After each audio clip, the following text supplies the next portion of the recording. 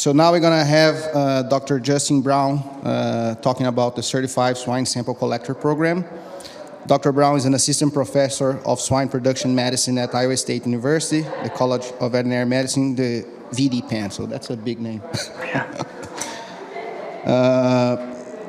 He is the instructor with the Swine Medicine Education Center, the SMAC. Dr. Brown earned his DVM in 2016 from the University of Georgia and joined the ISU faculty in 2019. Following his time as a postdoc research associate with the the SMAC group. Dr. Brown teaches swine medicine topics in both undergrad and professional curriculums and serves as the lead veterinarian for the ISU swine farms and conducts collaborative research focused on applied projects in swine production medicine, disease ecology, and for animal disease preparedness and response. Dr. Brown, the floor is yours. Awesome.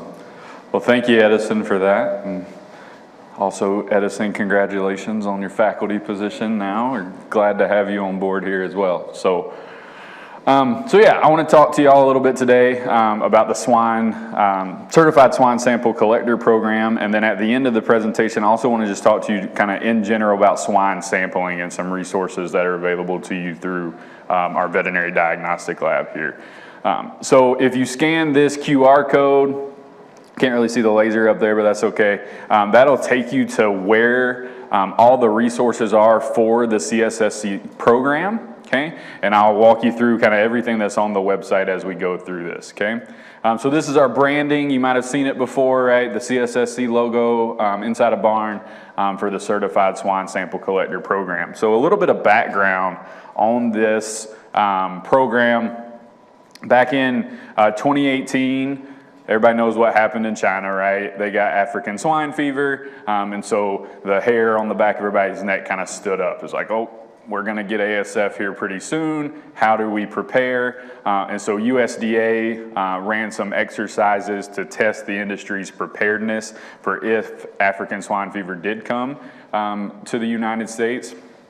And one of the gaps that we identified during those exercises was a lack of trained personnel to go out and sample pigs in the event of an incursion of ASF. Right? There's just not enough trained individuals within USDA or swine veterinarians across the country to really get out and sample those. So these groups, so the Center for Food Security and Public Health here at Iowa State, the group I work with at the Swine Medicine Education Center, National Pork Board, the American Association of Swine Veterinarians, and the Multi-State Partnership for Security in Agriculture kind of formed a working group and put together a plan to address just that question, to develop this training program. So we put a grant proposal together into NADPREP, and we're fortunate enough to get that funded and work on that program really through the pandemic, through COVID in 2020, and then roll that out later in 2021. And then since then, Port Checkoff and the National Pork Board has continued to fund improvements to the program, okay? So this is the most current map of states that are actively training CSSCs, okay? So states in green are actively training. States that are in gray are not actively training or don't have anyone trained within their borders. And then the kind of tan states are ones that are organizing, okay? So National Pork Board now has 3 directors of swine health, Dr. Meredith Peterson, Dr. Marisa Rotolo, and Dr. Brent Pepin. And one of their initiatives that they work on is to continue to push this out in states and get other states on board. The starred states are the top swine producing states, right? So you can see we've got those on board, but ideally we'd have every state on board, right? Because just because they're not a top swine producing state, there might be swine in their borders, okay? Especially kind of like we heard in the last presentation, some of those backyard producers, backyard herds, especially kind of down here in these higher risk areas. It would be nice to have more individuals trained in those areas. So continuing to expand, but definitely some room to go there. So a couple of questions before we dive into it. So just by a show of hands, do any of you collect and submit samples for a farm that you work with? Okay, so a couple of you, okay, good. or some of you might in future jobs, or a few grad students in there. For those of you that raised your hand, are you CSSC certified? Okay, so we could work on that, and I can tell you some ways to do that, okay? So we're gonna go kind of just over the program, what it is, and then again, give you some information on how you can get certified. So prior to participating in these, USDA Category 2 accredited vets are the ones who administer the training, okay? So have to have a veterinary degree, have to be Category 2 accredited by the U.S. Department of Agriculture, and they have to work with the state animal health officials in their states to make sure they qualify and are eligible to do that. So I'll tell you a little bit more about that here in a minute. And then during a foreign animal disease outbreak, the state animal health officials, so here in Iowa, Dr. Jeff Kaizen would be the one to determine when CSSCs could be used in response to a foreign animal disease break, right? For those of you that raised your hands, you're already sampling just for endemic diseases, right? This doesn't change or affect any of that. This would just be for regulatory type samples to back up the veterinarians be able to increase our sampling capacity. And then all guidance and testing protocols will be provided by the SAHO and the animal health officials in the state. Okay, so as we go through and show you some of the resources, you'll notice that we aren't very prescriptive about use swab type A with this type of medium, right? We wanted these resources to have some longevity because that stuff and information can change over time, right? But the sample collection technique will likely stay pretty similar, okay? So all of that on pooling and swab type and numbers to collect will come down from those animal health officials. So is anybody a veterinarian in the room too? So yeah, y'all don't really have to worry about that. So, except for a couple of you, okay?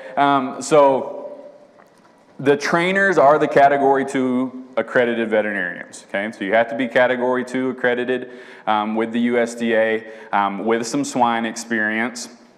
That was put in there by the working group that we gathered together. And obviously we don't think people that don't have swine experience are gonna go out and try to train people, right? But put that little caveat in there. And then have one of these relationships with the individuals that you're training. So either have a business relationship with the owner of the pigs on farms where the individuals are trained, or perform the training at the request of that site's Category 2 accredited veterinarian, or by request of the state animal health official to come in and train, okay? So I can't just go around and train willy-nilly whoever I want to train, right? I have to have some relationship with them or be invited in to train. So I put this up there. I love this picture of Dr. Kaizen when you go on the Iowa FAD website. But I put this up there because I mentioned that as a trainer, you have to talk with your SAHO to confirm eligibility, right? And additional requirements that might exist for you to do the training. So Iowa is one of the states who has also put additional trainings in place before you can go out and start training individuals to be CSSCs, okay? And so part of that is you have to go through Iowa's Foreign Animal Disease Defense Program. And you can go to their website. They just wrapped up a series of these through May and July. It's I believe it's a 3 or 4 hour, I can't remember exactly, CE session, kind of an afternoon where Dr. Kaizen reviews the programs, foreign animal disease response, but you get some CE for that. And then after you complete that CE, you can then go out and train individuals to the program. So for those of you that aren't from Iowa, just check with your state animal health official to see what requirements might be there. Not all states have additional requirements. You can just use the program as it is, okay? So to be a trainee, right, you have to be approved by that Category 2 accredited veterinarian that you're going to work with and sample for. You were encouraged, but not required, to have a valid PQA Plus certification. And if you do not have a valid PQA Plus certification, you're encouraged as well to work with somebody on farm that does have one, especially if you're sampling at a site that's not your primary site that you care for. You have to go through the sample collection training session, which we'll talk a little bit more about, and pass a written exam covering the training curriculum, and then successfully complete a hands-on portion of the training to demonstrate you're competent in collection, packaging, and submitting those samples to a diagnostic lab. Okay, so part C and D, very similar to PQA. Have you all been through PQA before? Probably, right? Yep. So very similar to PQA. We're not to the point where we are online yet for the training, okay? Hopefully we'll get there one day. So right now it's in person with a written exam. And then, again, you have to go out on farm and actually show that, yep, I can get a blood sample from these pigs or collect oral fluids or those things. So once you're certified, the CSSC can collect samples from any swine operation as requested by accredited veterinarians or the state animal health official, right? So after you complete the training, your name gets submitted to the state. And then that state animal health official has a list of who CSSCs are within their boundaries. And so they could call upon you and say, hey, I really need somebody to go out and help. Can you go out and do that? Or you can work directly with your veterinarian to collect those, and you can do that for multiple category 2 accredited veterinarian or state animal health officials, okay? So maybe you work for a company that is across multiple states, right? So you could collect in those multiple states. Again, your trainer just needs to make sure that you can be certified in those states because that certification stays with you, okay? Even if you change employment. So say you work for company A and then you move and now you work for company B, you don't have to go through recertification, just like you don't have to go through PQA again when you change jobs. That certification stays with you. So what does the curriculum look like? In the classroom portion, in-person is preferred, but virtual is acceptable as long as it's synchronous. Okay, so you can't participate in a training where you just sit down and self-instructed walk through all the videos and the handouts. Okay, we put that in there because we want you to be able to ask questions if you're going through the training and points of clarification, right, and why we do things the way we do. And so the trainer is going to review the videos and handouts with you. I'll give you some more examples of what those look like here in just a minute. And so there's 2 tiers. You can be trained as either a Tier 1 certified sampler or a Tier 2.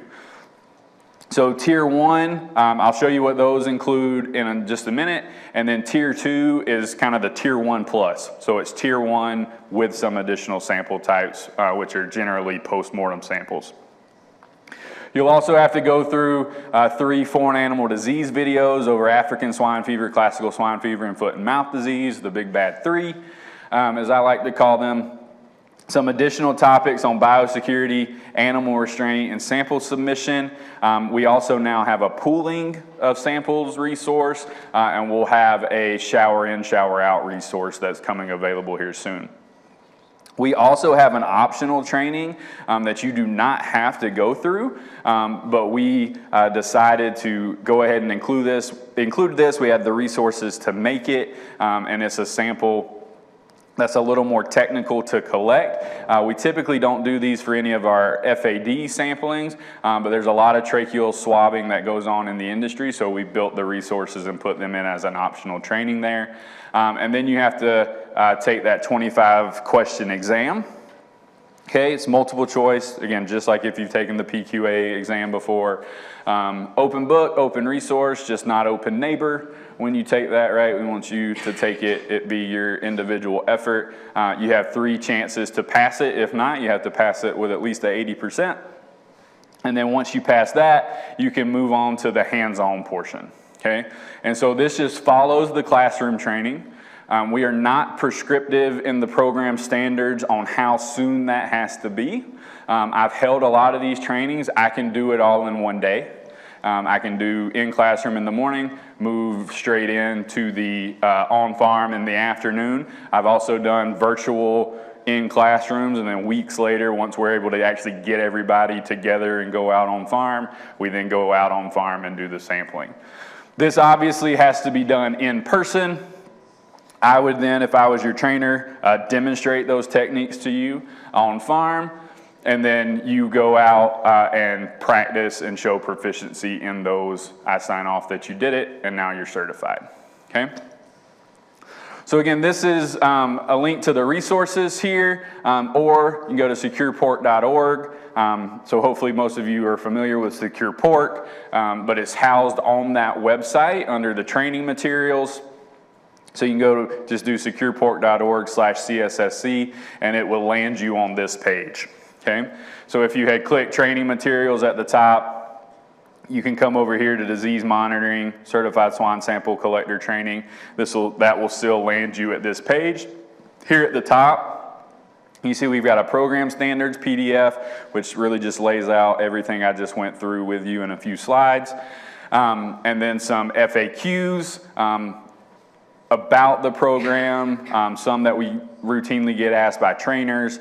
And then we also have a SAHO contact list over here. So if you don't know who your state animal health official is in your state, and if you can even be trained within your state, you can go look on that list and you'll find all the states that are actively training and who to contact. If you don't see your state on that list, feel free to contact me and let me know. I can get you in touch with one of the directors of swine health at National Pork Board, and we can help push that for you within your state, okay? And then as you scroll down this page, you'll see the 3 foreign animal disease videos, ASF, CSF, and foot and mouth disease. And you keep scrolling down, you have those additional resources that are there. So biosecurity, restraint, pooling of samples, and sample submission. And again, all of these resources are required to go through. Then keep scrolling down. One update. Some of you might have heard me give a similar talk before, but we recently added the biosecurity video to the training, okay? It used to just be the one-page handout that was there, but now there's a biosecurity video that accompanies that. You can see it's only 1 minute and 37 seconds long, okay? That's most of the videos that are in the training. We wanted them intentionally to be pretty short, okay? So say that you get trained and for whatever reason you don't bleed a pig in 5 to 6 months, okay? But Dr. Kaizen or your vet calls you and says, hey, I really need you to go out and collect blood from these pigs. Then you can jump on the website and quickly, in less than 2.5 minutes, get a refresher video and not have to sit there and watch a 15-minute video on the process, okay? So biosecurity video is up. Again, accompanies that handout that's there. Keep scrolling down the page. This is tier 1. So you could get trained just to be a tier 1 sampler. So that includes oral fluids, oral swabs, nasal swabs, processing fluids, and blood collection. And you can see there's different ages of blood collections that are there. Okay? So during the trainings, okay, a common question we get is, do I have to demonstrate proficiency of all of these different blood collection techniques? And the answer is no, you don't. We leave that up to the trainer. Okay, so maybe they're training individuals that only work on sow farms. Okay, they probably need to know how to bleed both, but when they go out on farm, maybe they're limited on time. The trainer can pick which one they want to show that they're most proficient in.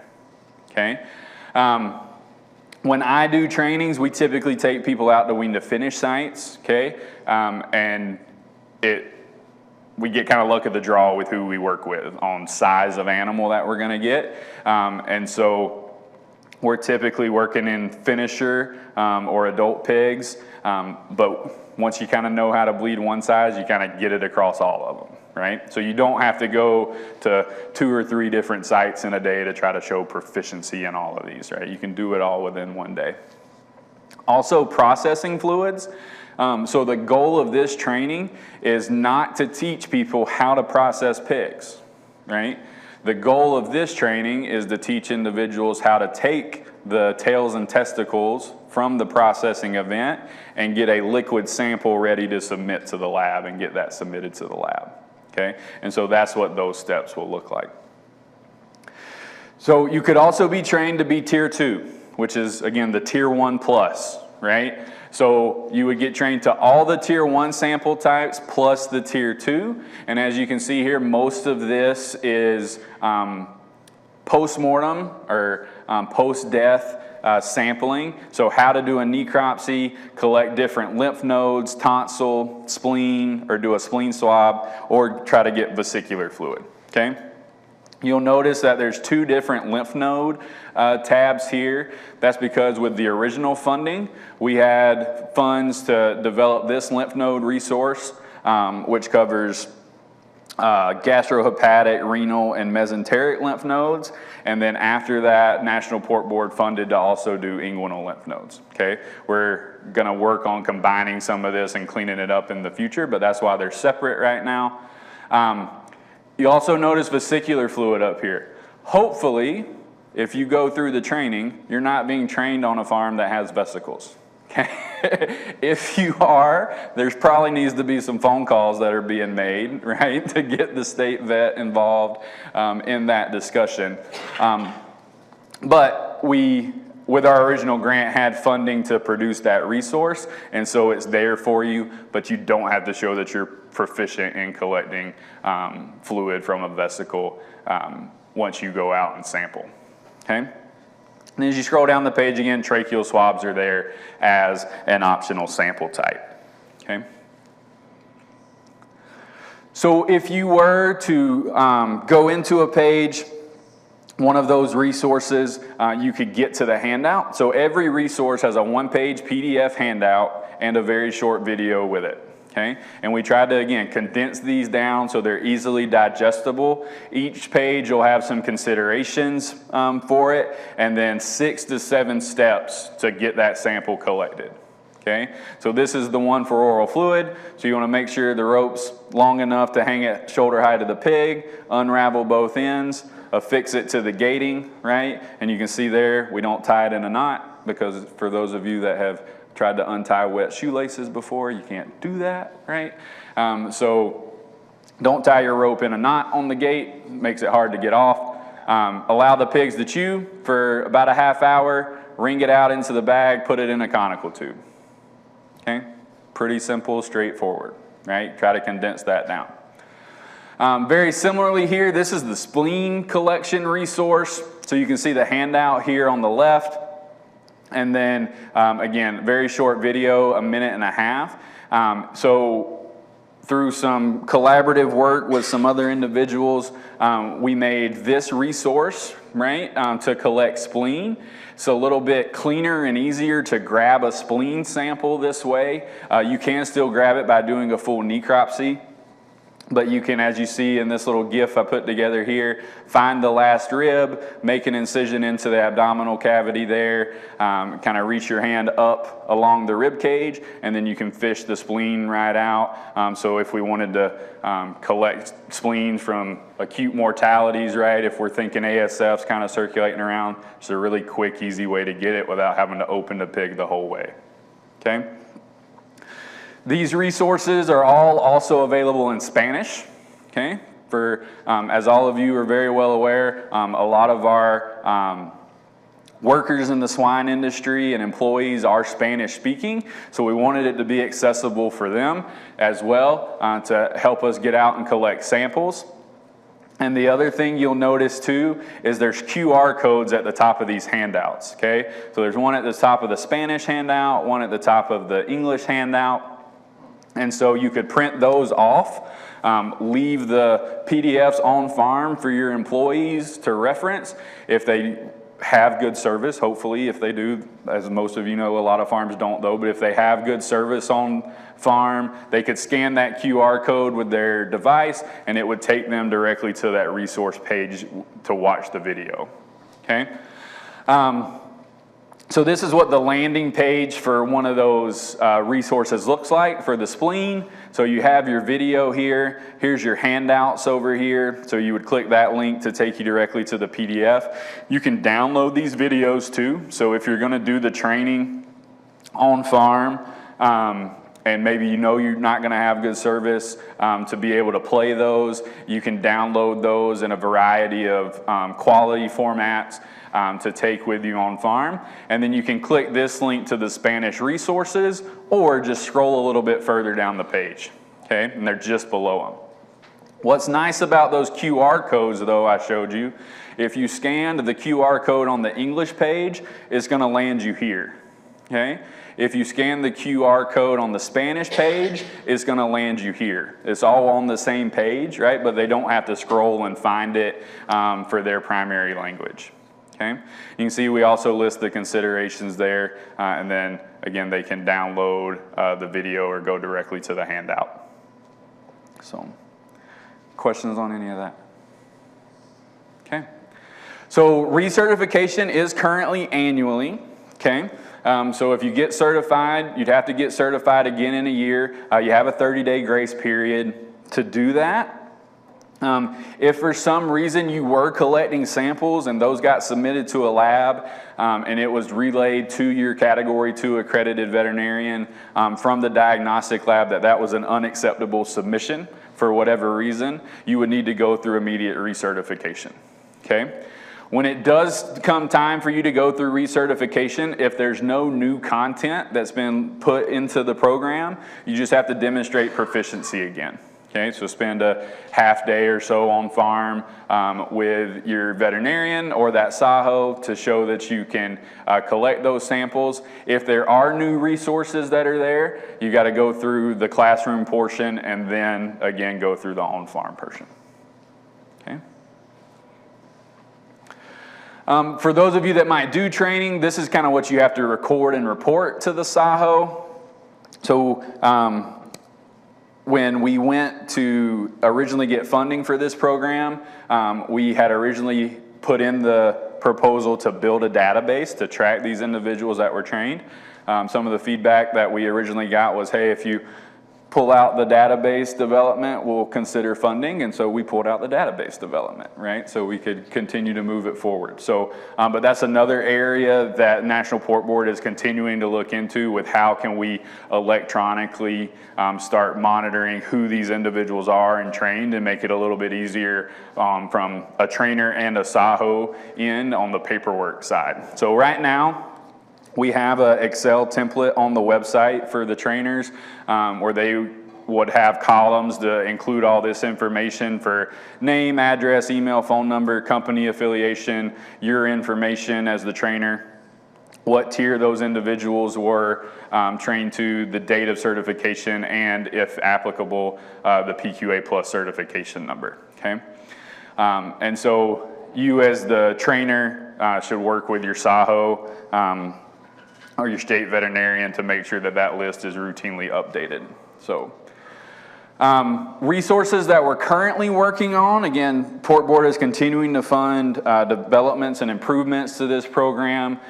So shower in, shower out, we're in the final edit versions of those. Those will go up, will go up on the resource webpage here in the next couple of months. But just a handout and a video to show those who might not be as familiar with the shower in and out process. So obviously our breeding herd individuals most likely are familiar with that process, and it's becoming more common on our grow finish side. But for some of those that may not, we wanted them to have a resource too with kind of, hey, here's how you get into a farm if you've never been to a shower in, shower out farm before. Also, we're kind of beefing up our resources for the trainers, okay, and trying to help them with the trainings. So we're building a presentation template that you'll have access to on the website. We're also going to condense all the videos down. Some of the feedback we got is, yeah, the videos are short, but a lot of the information in them repeats video to video because blood collection was built to be a standalone resource, right? So was spleen collection, necropsy, all those different resources. But when you go through the training in a day, the kind of beginning and end and some of the other information repeats in all the videos. So we're going to make one cohesive video that you can kind of jump all the way through as you go through the training or utilize the presentation. And we're also expanding our exam versions. So right now we have one English and one Spanish version, both the same, just translated. So for the program, we're going to have, kind of similar to how PQA used to do it, version A, B, and C, that you could then pick and spread those out as you need to for your trainees. For those of you who might be considered doing trainings or maybe need some resources to help you get this off the ground within your company, that same working group that originally brought this together, we recently put another grant forward to the to NADPREP, where we are going to accept proposals for individuals to hold trainings so that you could get some funds to help support that. So maybe you need help with bringing people in and travel and buying supplies to do that, right? And so that's going to be announced in JSHAP, Journal of Swine Health and Production, in the September issue, I believe. So just a little preview there, something to look out for. If you're planning or know that your company's planning to do some trainings, there will be some funds available that you can apply for to help defer some of those costs. Okay. So before we jump into questions about that, I want to talk to you. We're doing okay on time, Edison? 4 minutes, okay. I want to talk to you real quick about just some resources from the ISU VDL, okay? So if you go to this QR code, the ISU VDL actually has a really detailed sampling guide PDF laid out that's about 12, 13 pages long, okay? It's a PDF on their website. You can see there's different syndromes there, abortions, neurologic, diarrhea, systemic, respiratory, lameness, skin conditions. And so if you went into one of those pages, so I randomly picked pneumonia there, it tells you what specimens you should think about taking, how much and what you should submit, different sampling techniques, and different bugs or pathogens you should be thinking about testing for. Okay? So that can kind of help guide. And then if you're not familiar, the VDL offers some incentives. Okay, so if you scan that QR code, it'll take you to the VDL's incentives page. So if you use our web submission portal, you get a $10 per case credit by submitting that case electronically. It has to be an electronic submission, contain the site's premise identification number and the state of origin to be able to get that. And then on top of that, if you follow best practices, you can get an additional 10% discount on molecular and serology testing. Okay, and that's contingent and additive to the web submission, right? So this is just information that has to be included to get those best practices discount, right? And so just one point I want to make too, especially with tissue cases, right? A lot of times our pathologist will get a box with very little information about why they're getting it, right? And so the more information that you give them, the better off you're going to be and the better that they can help you answer what your diagnostic question is, okay? If I just get a box that's full of all tissues from a pig, but I have no clinical history, I don't know what I'm supposed to do with that, right? Versus if I get it and I know that pigs have an increased amount of cough in the barn and I'm interested in if PRRS is in this group, right? Now I kind of know I need to focus on the respiratory issues, okay? But you need to include more of that information and submit appropriate samples and that they get received in a reasonable condition, preserved and contained, right? So things didn't leak on the way in. If you go to that incentives page, you can find these PDFs that kind of walk you through those steps. So with tissues, right, you need that completed submission with PIN ID via the web portal and all that relevant information. Things don't leak on the way and they're packaged orderly. And then with no tissues, so oral fluids, swabs, blood samples, that they are labeled appropriately, packaged so they don't leak, and they're in the right containers and get to the lab with that web submission, okay? So We want you to be CSSC certified. So if you're not, please look into that. Talk to me more about how you can get certified. And I'm happy to take any questions, and please feel free to contact me at any point. So thank you.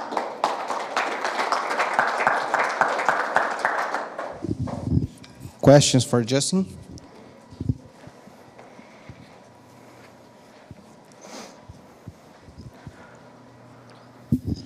Justin, given your experience going through the training process, what's a comfortable group size for a single veterinarian to handle kind of in that day process, doing a morning classroom, afternoon on site? Yeah, that's a great question. So ideal group size for us and the way that we kind of run trainings is there's usually me and another vet or staff member that's proficient, right? And we say about 12 is kind of our top end, because then what we'll typically do is put people in pairs, and so now that's 6 pairs, and so I can kind of watch 3 pairs, they can kind of watch 3 pairs, and that's kind of a good scope at that point. Yeah, so about 12.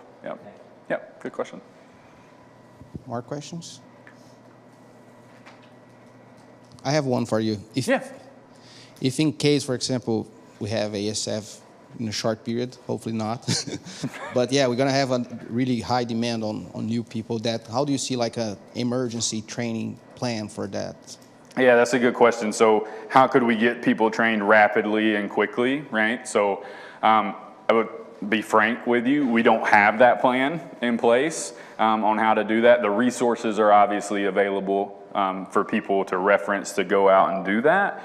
But ideally, it's more on the front end of the prevention and go ahead and getting people trained, right? Is why that's been the whole focus since this is rolled out, and Port Board continues to focus on that, to go ahead and get people trained, and while we're also focusing on the database, and so that we can ease that kind of paperwork end of it. So, yeah. Any more questions? If not, help me thank Dr. Brown again. Yeah, thanks.